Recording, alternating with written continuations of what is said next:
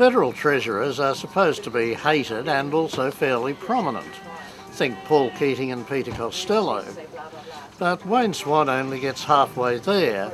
Certainly he's hated, but up till now he's been very restrained, all but invisible in fact. However, he's now broken cover.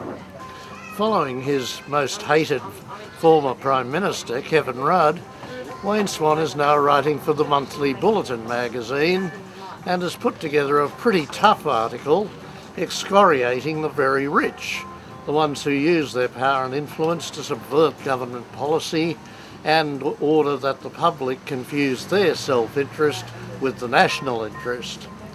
He is particularly hard, as one might expect, on the miners, Gina Rinehart, Twiggy Forrest and Clive Palmer, the three who did most to subvert and kill his much-loved mining tax in the first place and water it down till its present ineffective compromise. But he doesn't stop there. There are other wealthy groups also poisoning the body politic, he says, and he hints at things like the cigarette industry, which opposed the plain packaging tax, and perhaps the clubs and pubs industry, which killed off the poker machine scheme. But hang on a minute. It's everyone's democratic right to run these sort of campaigns, and if you're rich enough to run a big one, well, that's just tough. But the government's duty is to make sure they don't work, that they don't poison the body politic. And the best way of doing this is not to spring policy on an unsuspecting public, but to sell it cleverly, honestly and diligently over a long period before bringing in the legislation.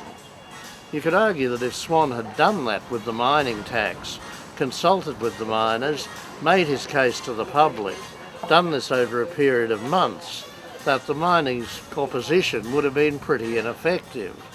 They need fertile ground. And the proof of this, of course, is that the opposition, Tony Abbott's contrarian opposition, has adopted many of the policies the self-interested miners put forward.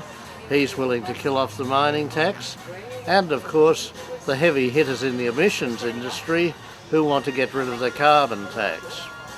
They've done very well, or is it that the government has done very badly?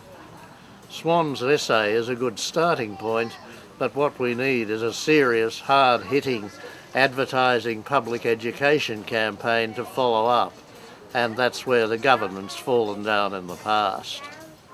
I'm Mungo McCallum. Become a nice